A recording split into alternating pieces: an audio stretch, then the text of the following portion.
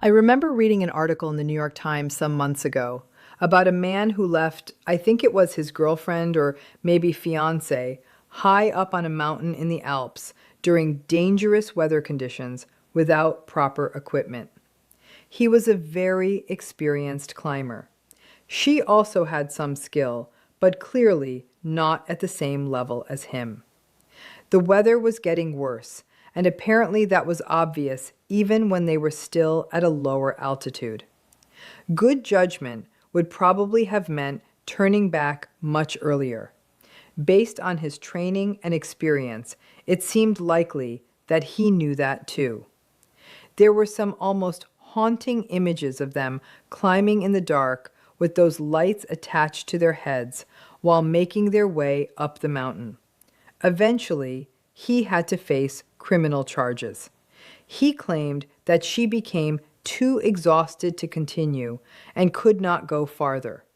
According to the allegations, he left her alone and unprotected at a very high altitude while he said he went to get help. She later died.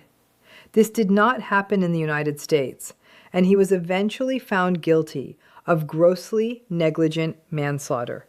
He received a suspended sentence and a relatively small fine.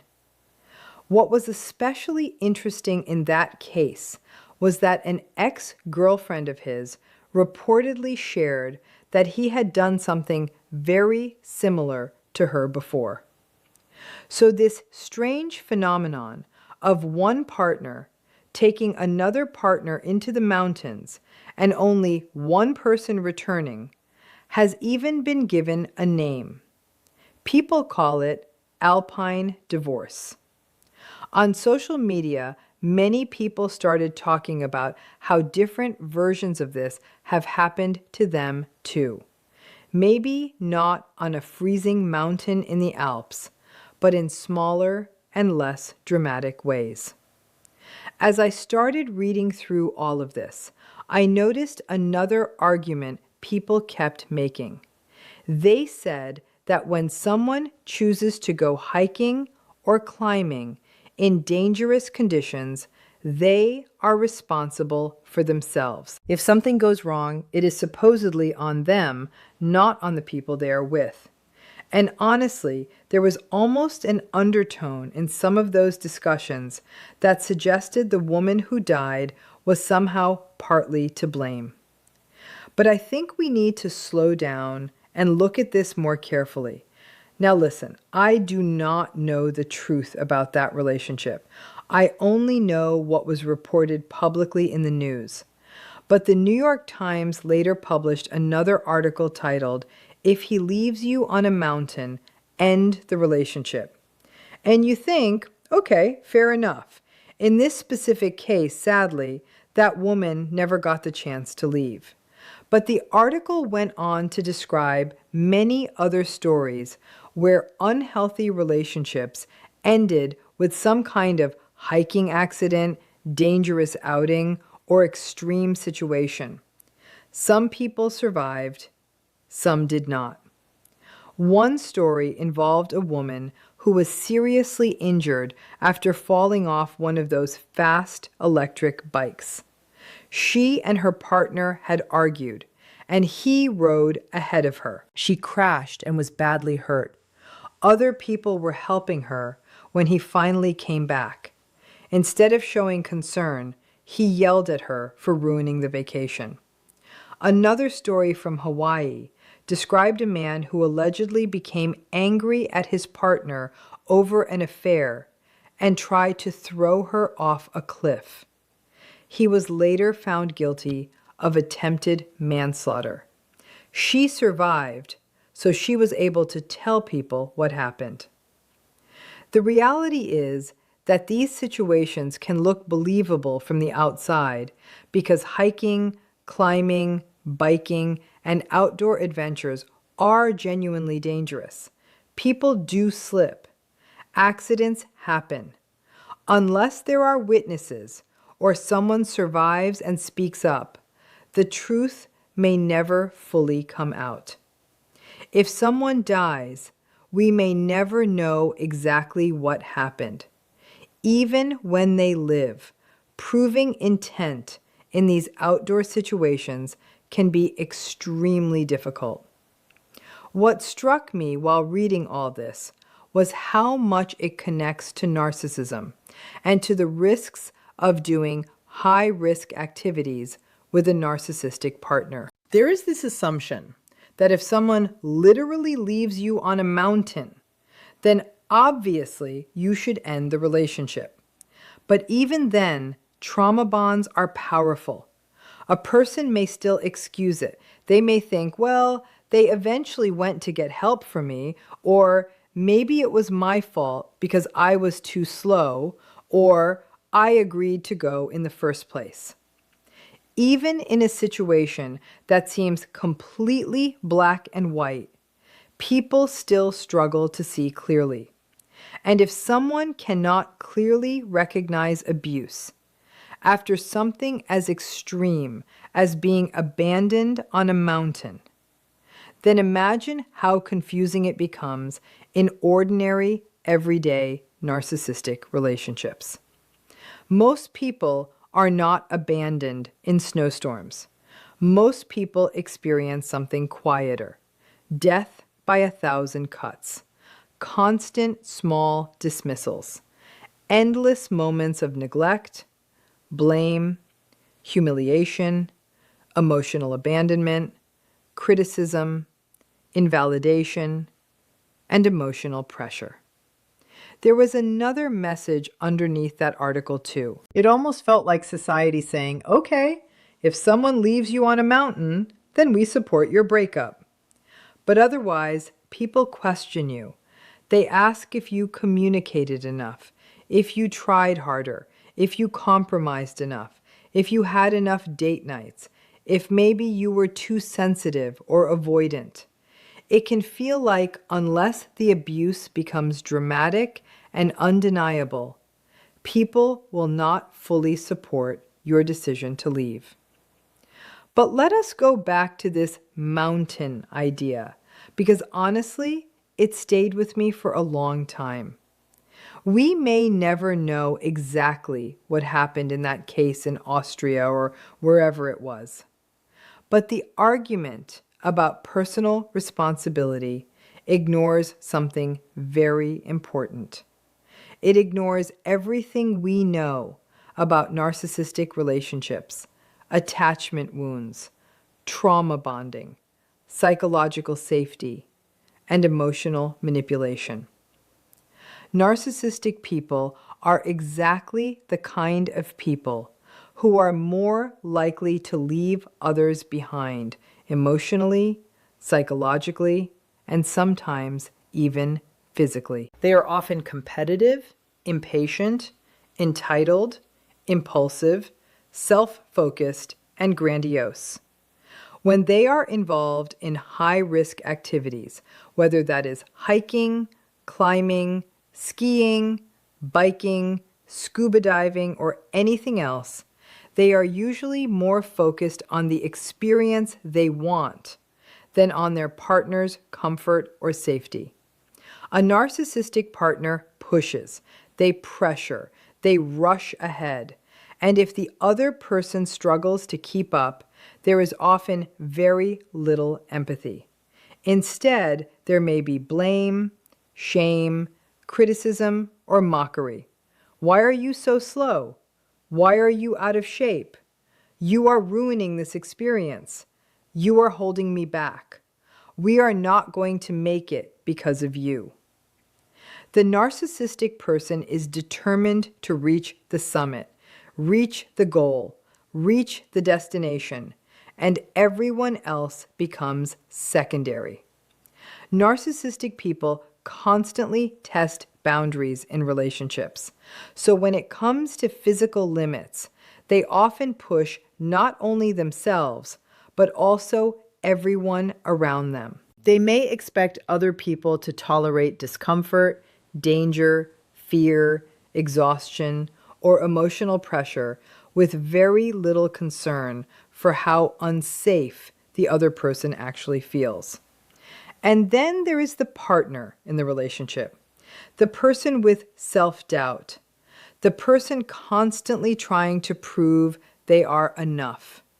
That person may already feel insecure, emotionally dependent, or afraid of abandonment. They may push themselves far beyond what feels safe just to please the narcissistic partner, stay connected, avoid conflict, avoid rejection, or avoid rage. That means the risk is not truly being evaluated in a calm and logical way. A person in a narcissistic relationship may absolutely understand the dangers. They may know the weather looks bad. They may know the trail feels unsafe. They may know they are exhausted. But emotionally, the fear of losing the relationship can become stronger than the fear of the danger itself. On a mountain, this dynamic becomes very visible. In normal daily life, it is less obvious, but the emotional process is often exactly the same, and in many cases, the narcissistic partner usually has more expertise or experience in the activity. They are often more skilled, more trained, more physically confident, or more experienced. That creates another dangerous layer because the other person assumes the narcissistic partner knows best. They trust their judgment. They think, if they say it is okay, maybe I am overreacting. Meanwhile, the narcissistic person often cannot tolerate being outperformed or looking weak, so they keep pushing forward no matter what. This dynamic is not limited to romantic relationships either. Narcissistic parents do this to children all the time. They push kids into dangerous sports, exhausting training schedules, difficult competitions, or physical situations the child does not feel ready for. The child keeps going because they trust the parent and because they desperately want approval, attachment, and love. And when the child cannot keep up or does not perform perfectly, the narcissistic parent may shame them, criticize them, withdraw affection, or discard them emotionally. Sadly, society often praises this kind of parenting. People call it building toughness or creating winners.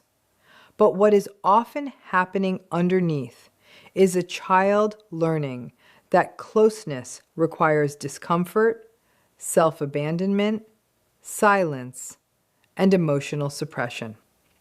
The child learns, if I want love, I have to ignore my instincts. That lesson can stay with them for life. What frustrated me about that article, even though I understood the point of it, was how dramatic the example had to be before people recognized the problem. Most people are not literally left on freezing mountains. Instead, they are emotionally abandoned in quieter ways. The narcissistic partner walks ahead of them physically and emotionally. They leave them behind at a restaurant. They disappear during conversations. They scroll through their phone while the other person is trying to share something meaningful. They leave the room when emotions become uncomfortable. They drive off emotionally long before the relationship officially ends. Even during simple activities like normal walks or hikes, narcissistic people often rush ahead. You are struggling to keep up, while they have already stopped, rested, eaten a snack, looked at the scenery, and moved on again before you even catch your breath. Then later they proudly say, "We love hiking together," while you are sitting there thinking, "No, we were never together. We were simply moving through the same space at the same time." The relationship slowly trains you to believe that if you want connection, you must silence yourself. You must tolerate discomfort. You must ignore your instincts. You must not slow them down. And many people already carry childhood wounds related to abandonment or rejection, so they try even harder. One of the biggest red flags in narcissistic relationships is being pressured into doing things that do not feel physically or emotionally safe. But it is so easy to dismiss those feelings because the manipulation is often disguised as encouragement, adventure, toughness, confidence, or growth. You start blaming yourself instead. Maybe I am too weak. Maybe I need to be more adventurous. Maybe I am boring. Maybe I need to toughen up. No wonder they lose interest in me. Now, this does not mean we should never step outside our comfort zones. Healthy relationships absolutely involve growth, support, encouragement, and trying new things. But in healthy relationships, your fear is respected. Your boundaries matter. A healthy partner meets you halfway. They listen when you say something feels unsafe. They help you feel supported instead of ashamed. Maybe they swim while you stay in the boat because you are not comfortable in deep water. Maybe they encourage you gently instead of mocking you. Maybe they say, "Whenever you are ready, we can try it together." That is completely different from coercion. Over the years, I have heard countless stories from people who pushed themselves into frightening or unsafe situations because they wanted to please a narcissistic partner. Swimming farther than they felt comfortable, skiing down dangerous slopes, climbing heights that terrified them, riding down difficult trails despite panic and fear. And afterward, many of them not only lost interest in those activities forever, they also lost confidence in themselves. They walked away believing they were weak, boring, or not adventurous enough. But the truth was that they were pushed beyond their emotional and physical limits in relationships where their fear was ignored. So to me, this idea of if he leaves you on a mountain, end the relationship, is really a metaphor for something much larger. The moment your sense of safety is repeatedly ignored by someone you are trying to stay emotionally connected to, the relationship is no longer emotionally safe. And narcissistic relationships almost always escalate over time. The pressure gets worse, the emotional tests become harsher, the manipulation becomes more intense, the risks become greater, the dramatic stories catch public attention because they are shocking. But even when the danger becomes extreme, trauma-bonded people often still cannot clearly see what is happening. That is how powerful these dynamics are. And sadly, the world often judges the injured person instead of the narcissistic person who created the unsafe dynamic in the first place. People blame the victim for going up the mountain, while sympathizing with the charming, confident, narcissistic partner. Narcissism mixed with high-risk activities can become an incredibly dangerous combination, especially when one person is less experienced, emotionally vulnerable, trying to keep up, or trying desperately to stay loved. That is why it becomes so important to listen to your body, trust your instincts, and give yourself permission to turn back when something feels wrong, whether that is on a literal mountain or inside a relationship. Interestingly, skilled mountaineers are usually not reckless at all. The best climbers often follow strict rules. They have turn back times. They know that even if they are close to the summit, changing weather conditions or growing danger mean it is time to stop and turn around. Maybe we need to learn from that. Maybe we all need emotional turn back rules too. Boundaries that protect us when something no longer feels emotionally safe. And yes, I know that is difficult when trauma bonding is involved. But ignoring your instincts, silencing yourself, and abandoning your own safety for the sake of attachment can become deeply dangerous. Sometimes emotionally, sometimes psychologically, and sometimes even physically.